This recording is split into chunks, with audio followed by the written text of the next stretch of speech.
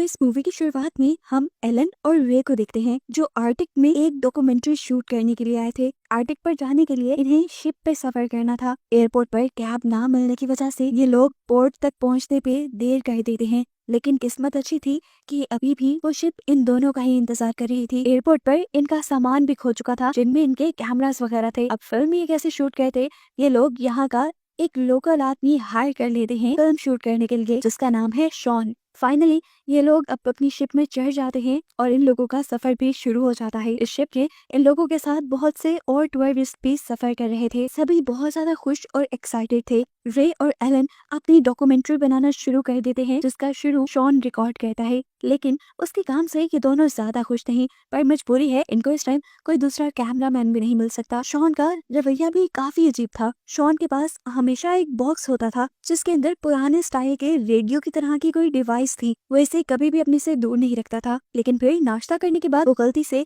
उसे टेबल पर ही छोड़ गया। रे जो इस बॉक्स को लेकर हमेशा से सोचता था कि आखिर इसमें है क्या कि शॉन इसे हमेशा अपने साथ लिए फिरता है, उसने खोल कर देख लिया। हेडफोन लगाकर उसने डिवाइस ऑन की। कोई रिकॉर्डिंग नहीं थी इसके अंदर, बस अजीब सी एक आवाज थी, कोई साउंड वेव, जो उसने एलन को भी सुनाई। इतने में ही इन्होंने देखा कि दूर से शॉन आ रहा है। जल्दी से इन्होंने डिवाइस बंद करके वो हेडफोन वापस उस केस पर डालकर केस को बंद कर दिया और शॉन जल्दी से आकर इस डिवाइस को यहाँ से ले गया। खैर इसके बाद ये दोनों शॉन को बाहर के नजारे रिकॉर्ड करने के लिए भेज देते हैं और एलन अपनी फैमिली से कांटेक्ट करने की कोशिश करता है और उसे पता चलता है कि यहाँ से तो कांटेक्ट किया जा ही नहीं सकता, क्योंकि यहाँ समुद्र के बीचों बीच कोई सिग्नल नहीं है। और यहाँ हमें ये भी मालूम होता है कि एलन की वाइफ उससे नाराज थी। इसके बाद हमें दिखाया गया कि रे दोबारा डॉक्यूमेंट्री शूट करने लगा था। उसने इस टूर के कैप्टन का इंटरव्यू लिया। उसने कैप्टन से सवाल किया कि लोग अंटार्कटिक पे रहते क्यों हैं? ये दुनिया से बिल्कुल अलग थलग इतनी खतरनाक जगह है, यहाँ तो सिग्नल भी नहीं आते। जिस पर कैप्टन ने कहा कि ये जगह नेचर के बहुत करीब है और लोग अपने सुकून के लिए यहाँ आते हैं।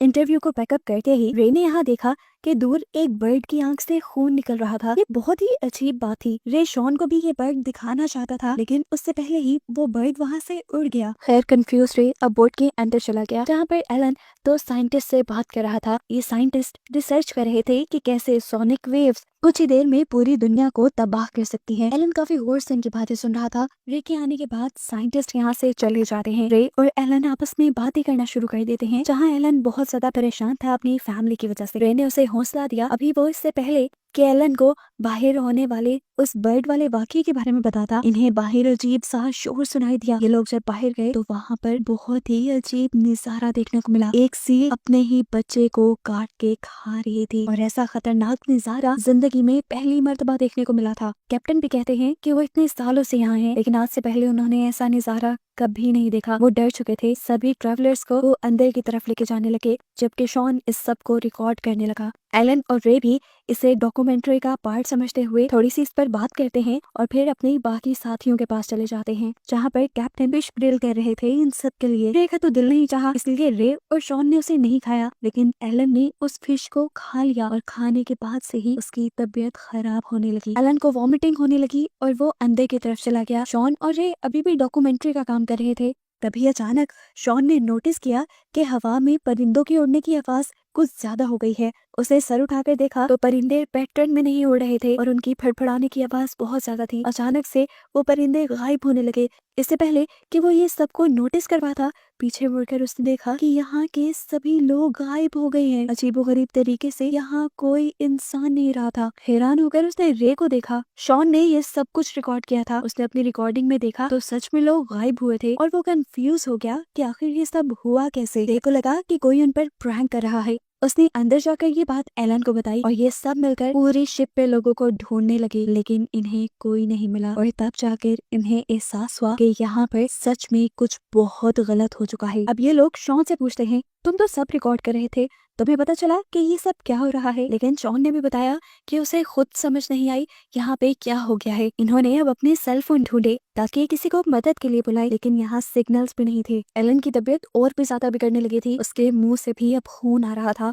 वो नहीं समझ पाया कि आखिर उसे हुआ क्या। यहाँ रे अब शिप के कंट्रोल सेंटर में जाकर रेडियो से हेडक्वार्टर कांटेक्ट करने की कोशिश करता है, लेकिन वहाँ से भी इन्हें कोई जवाब नहीं मिल रहा। अब ऊपर शॉन जो सब चीजें देख रहा था, दूर उसे एक आइलैंड नजर आ गया। ये खुशी की बात थी, वहाँ जाकर ये लोग किसी से मदद मांग सकते थे। जल्दी से उसने आकर ये बात रे और एलन को बताई। एलन वहाँ जाना नहीं चाहता था, लेकिन आखिर में रे ने उसे मना ही लिया कि मदद के लिए वहाँ जाना बेहतर है। अब एलन भी ऊपर की तरफ आ गया। जहाँ आते ही रोशनी में रे ने नोटिस किया कि एलन की गले पे किसी के काटने का निशान था, लेकिन एलन को ऐसा कुछ भी याद नहीं था कि उसके साथ कोई हादसा हुआ हो। ये जख्म काफी गहरा था, जिसका इलाज करना जरूरी था। रे के आने से पहले यहाँ एलन को एक कैमरा भी मिला था, जो एक टूरिस्ट का था। इस कैमरे में वो सब रिकॉर्ड हुआ था कि कैसे एक सेकंड में सारे इंसान यहाँ से गायब हो गए। ये देखकर एलन और भी ज्यादा परेशान हो जाता है। ये लोग अब यहाँ से जरूरी सामान लेते हैं और एक लाइफ बोट में बैठकर उस छोटे से आइलैंड की तरफ बढ़ने लग जाते हैं। इस जगह पहुंचने पर एक सबसे अजीब बात ये हुई कि इन्हें यहाँ इतने बड़े टाउन में भी कोई इंसान नजर नहीं आया। इन्हें अपनी आंखों पे यकीन नहीं आ रहा था। इन्हें लगा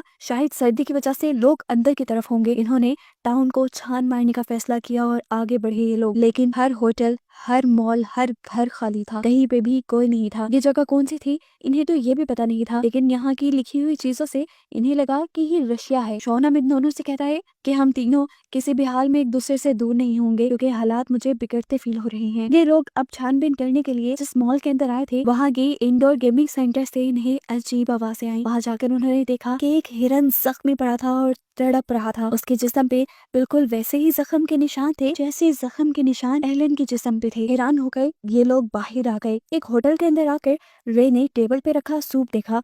वो अभी भी गर्म था, जिसका मतलब था कि यहाँ के सभी लोग भी शिप के लोगों की तरह एकदम से गायब हुए थे। यहाँ कुछ तो अननेचुरल हुआ था। ऐसा लग रहा था कि यह हादसा किसी का किया गया हो, क्योंकि अगर नेचुरली लोग मरते तो यहाँ पर उनकी लाशें तो होती। अभी वो लोग यही सब सोच रहे थे कि एलन दर्द से तड़पने लगा। रे ने देखा कि उसकी टांग के ऊपर भी बड़े बड़े जख्म थे। दर्द से एलन की हालत इतनी खराब थी कि वो आगे इन्वेस्टिगेशन करने के लिए भी इनके साथ नहीं बढ़ सकता था। जिसके बाद रे और शॉन ने अकेले आगे बढ़ने का फैसला किया और एलन अपनी दवाई लेने के लिए बोट की तरफ बढ़ने लगा। रास्ते में उसे एक पोलर बियर भी दिखा, जिसका पूरा जिस्म भी उसी की तरह जख्मी था। एलन डर गया कि वो उसे मार खाएगा और एलन भाग भी नहीं पाएगा, लेकिन हैरानकुन तौर पर पोलर बियर ने उसे कुछ भी नहीं कहा। यहाँ पर रे और शॉन को एक बिल्डिंग में एक लाइट चलती हुई दिखाई दी। उन्हें लगा कि जरूर वहाँ कोई होगा। ये लोग जब वहाँ गए तो नाउम्मीद हो गए, क्योंकि यहाँ पर भी इन्हें कोई नहीं मिला था। काफी देर गुजर गई थी, अंधेरा भी हो रहा था। एकदम से बाहर रे को एक फायर लाइट चलती हुई दिखाई दी।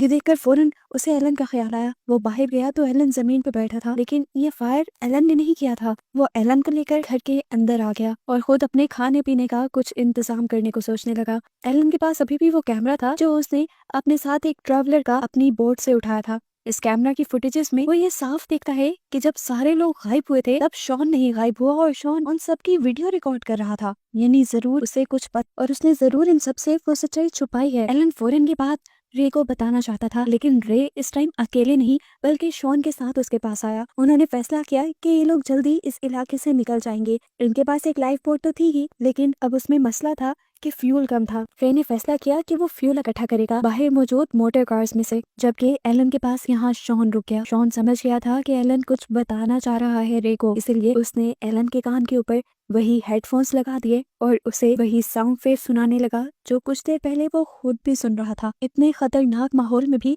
उसे ये सुनना भूला नहीं था। खैर एलन भी ये सुनते सुनते सो गया। फ्यूल भरने के बाद जब रे एलन को लेने के लिए आया तो उसने एलन के पास पड़ा कैमरा देख लिया और वो सारी फुटेज भी देख ली, जिसमें साफ जाहिर था कि शॉन ने उन सारी चीजों की फुटेज बनाई थी और शॉन उनसे कुछ छुपा रहा था। कि देखते ही वो बाहर की तरफ भागा और उसने शॉन को पकड़ लिया। उसे शॉन को खूब मारा इसलिए कि शॉन उन्हें सच्चाई बता दे कि आखिर इस जगह चल क्या रहा है। इतनी मार खाने के बाद आखिर शॉन भी मान गया, ये बताने के लिए कि इस जगह पर एक खास किस्म का एक्सपेरिमेंट चल रहा था सुपरसोनिक वेव्स को लेकर। जो वेव्स इतनी खतरनाक, इतनी ताकतवर होती हैं कि चंद ही सेकंड में वो इंसान या किसी भी जानदार को तहस नहस कर देती हैं। वो इस तरह से इंसानों को खत्म करती हैं कि इंसानों का नामो निशान मिट जाता है। और उस टाइम भी जब सब लोग गायब हुए तब यही सुपरसोनिक वेव्स इस्तेमाल की गई थी, जिसकी वजह से सब लोग मारे गए और ये मिलिट्री का हिडन एक्सपेरिमेंट था। मैं, तुम और एलन इसलिए बच गए क्योंकि हमने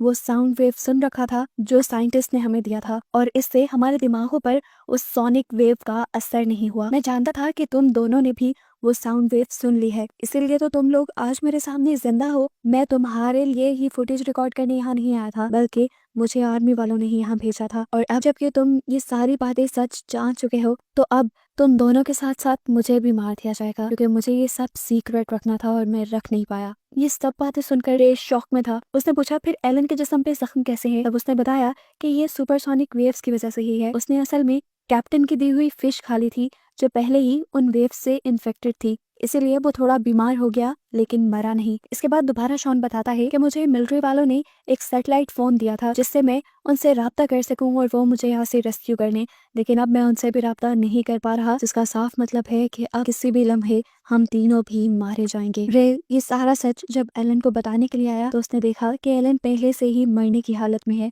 एलन ने अपनी फैमिली के लिए एक लास्ट मैसेज रिकॉर्ड किया, जिसके बाद रे ने उसका ये फोन और सारी चीजें एक बैग में डालकर झील में फेंक दी ताकि किसी को तो ये मिल पाए। जबकि यहाँ दूसरी तरफ देखने को मिला कि शॉन अभी भी मिलिट्री वालों से कांटेक्ट करने की कोशिश में था। फिर अचानक हमें गोली चलने की आवाज आई और दिखाया गया कि शॉन पर किसी ने गोली से हमला करके उसे मार दिया है। मारने वाला कहाँ था नहीं दिखाया गया। रे जहाँ छुपा हुआ था उसने छुपकर ये सारी चीजें देखी और ये देखकर वो घबरा गया। इस टाइम उसके पास के फोन की रिंग हुई और वो समझ गया कि ये मिलिट्री वाले ही होंगे, क्योंकि पहले ये सारे फोन काम नहीं कर रहे थे। वो ये भी बात समझ गया कि मिलिट्री वाले उन्हें भी स्टडी कर रहे थे और अब उन्हें मार दिया जाएगा। और बस इसी खौफ में रे को दिखाते हुए ये मूवी यहाँ खत्म हो जाती है, इस मिस्टीरियस एंडिंग के साथ कि रे बचेगा भी या उन्हीं के हाथों मारा जाएगा।